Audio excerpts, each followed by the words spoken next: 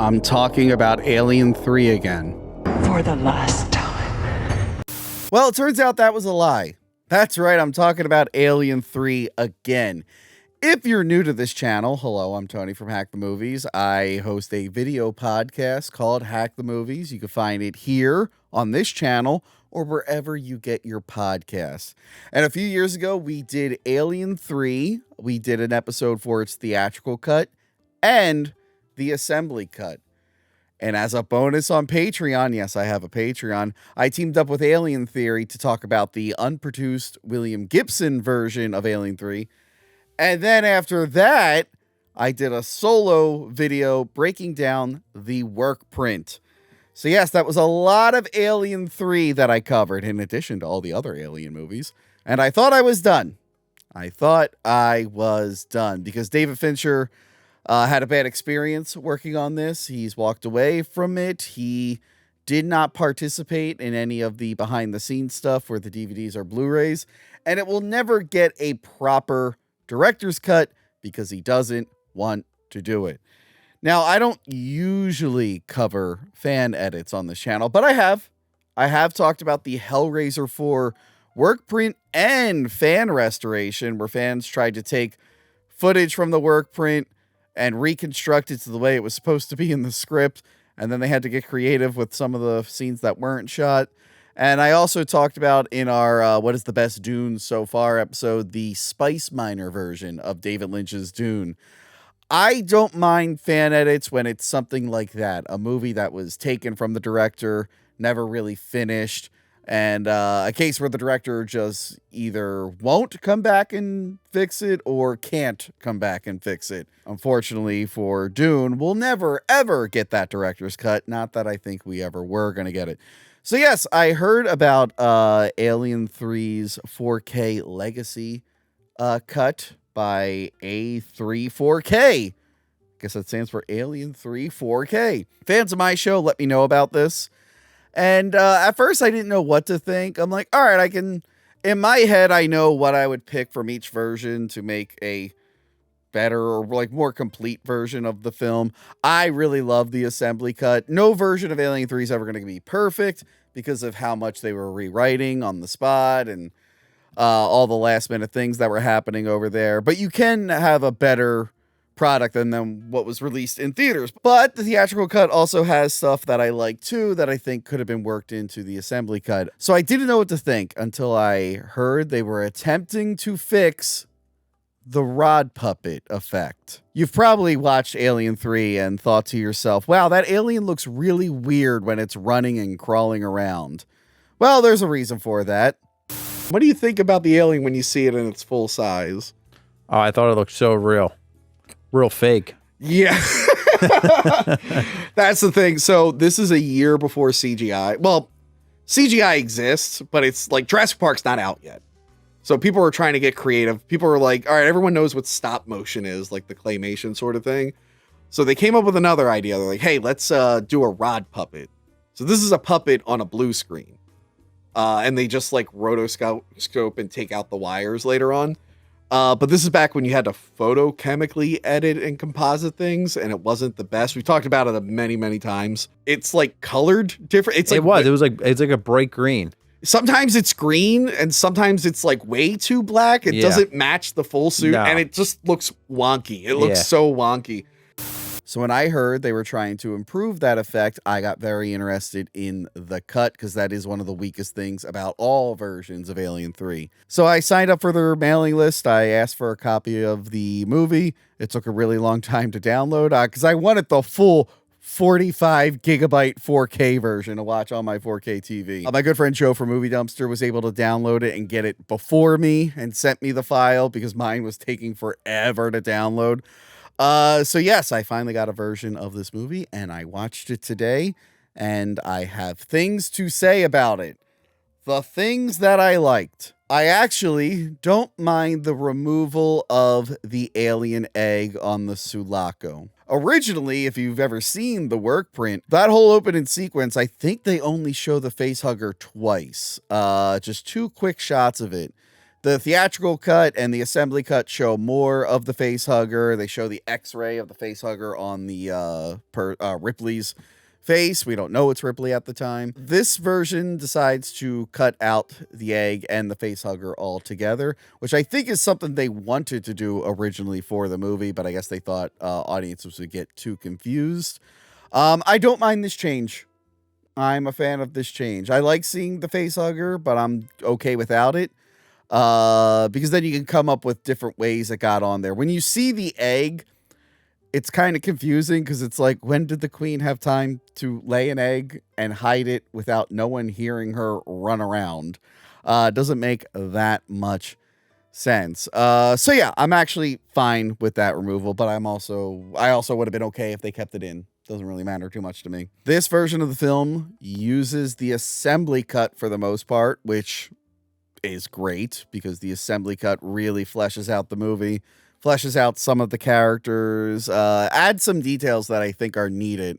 I think only in the assembly cut we find out like they can't go outside because there's like a severe storm that will like kill them. Because when you watch the theatrical cut, it's like, why don't they just go outside and just like not be around the alien?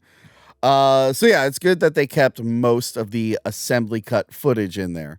Now, I can go either way. I like the alien coming out of a dog, and I don't mind the alien coming out of the ox. I'm okay with both. I can understand wanting it to come out of the dog because we sympathize with dogs. They're man's best friend.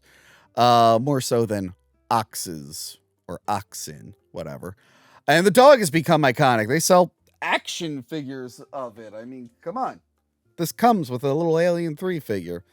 So yeah, I'm fine with them including Spike back into the movie.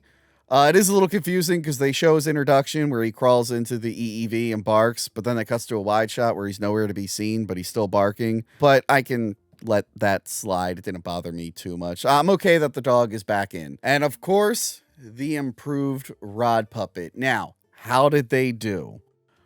Really well. I looked on their website. They like painstakingly went in frame by frame to try and match the color to the background and make it blend in more. Yes, and it has to be applauded. They did a really great job with this effect.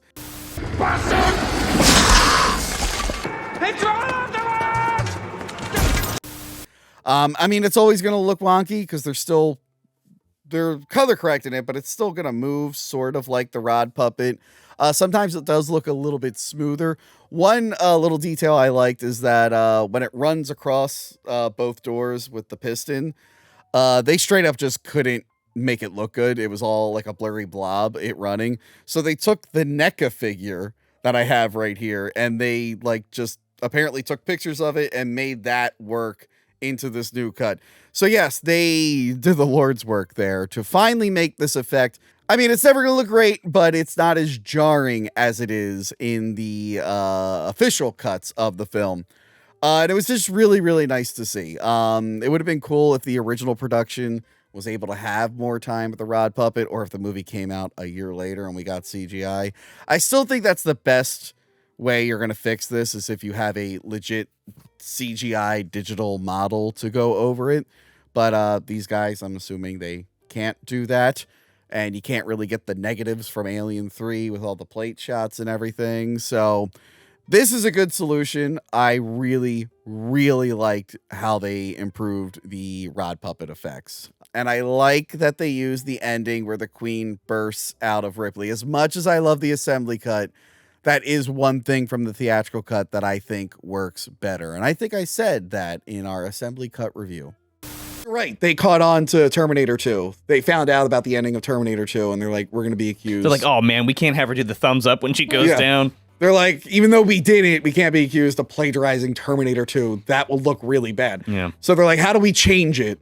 We'll have the alien come out of her. And I actually like that. Yeah, I like the scene a lot. People have commented, even though I like this version of the movie more, people were like, well, that's too excessive and stuff. I'm like, that was actually one of the changes I didn't mind. I like that. Yes. She's like holding it. Yeah, because she like embraces it and whatnot. Because even at the end, she's fighting. Yeah. Yeah, but it's a definitive ending. Yeah. You know what I mean?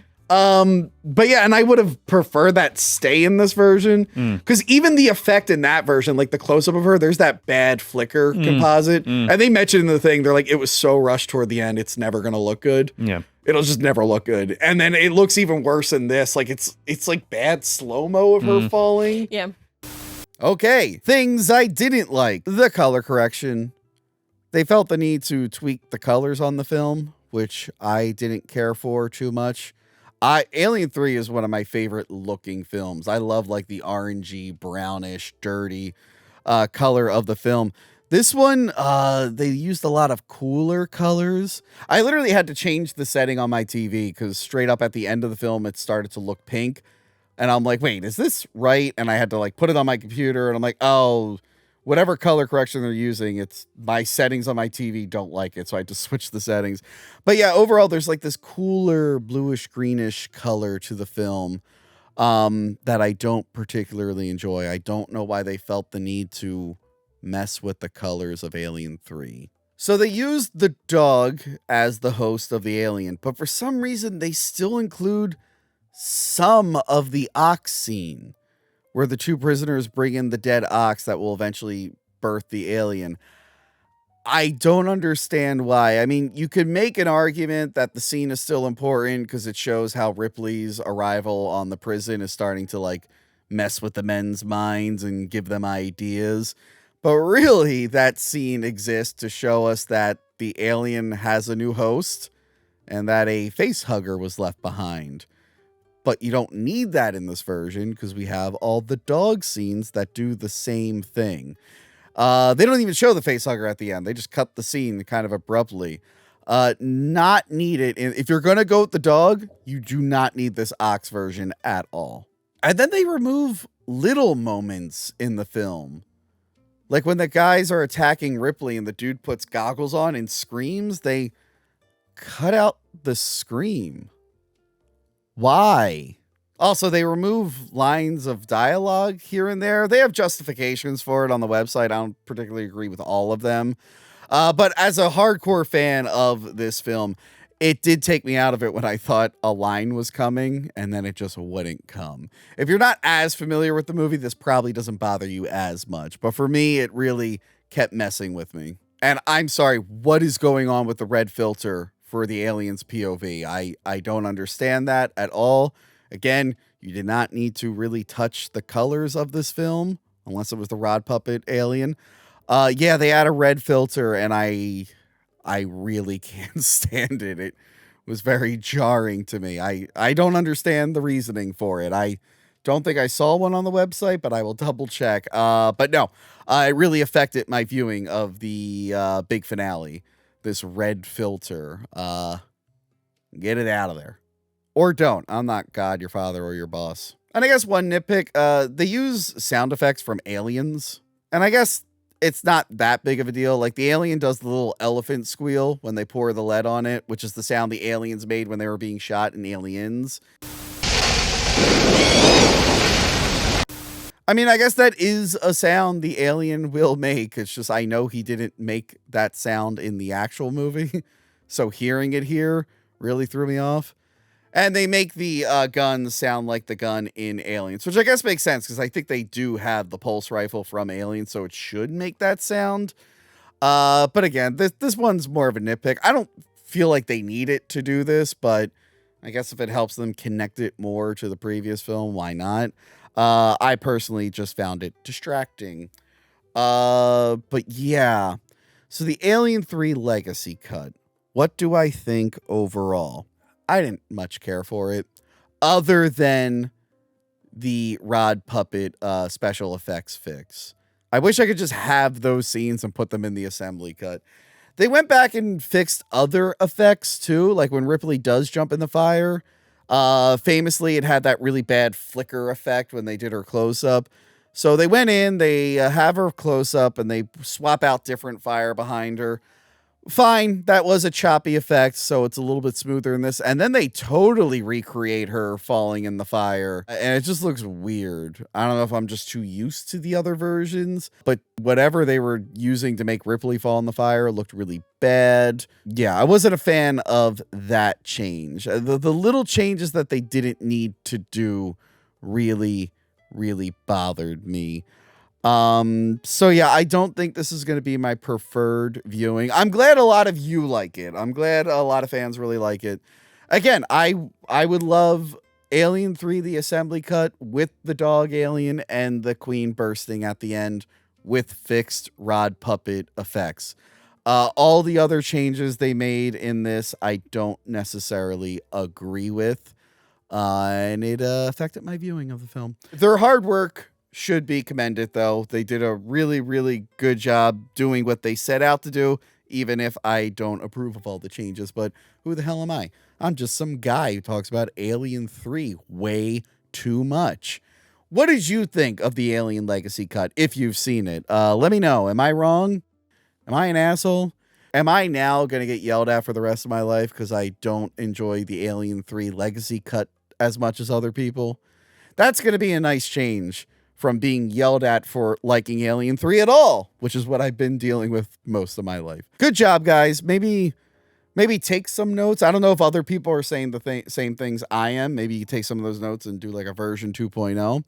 And if I am the only person who has these complaints and is saying this, feel free to ignore me because I clearly don't matter. But hey, if you like this video, please like, share, and subscribe. And if you like these Alien hot takes, watch all my other Alien episodes. Like I said, we reviewed pretty much all the movies. I have a convenient Alien playlist on this channel. I have a Predator playlist on this channel.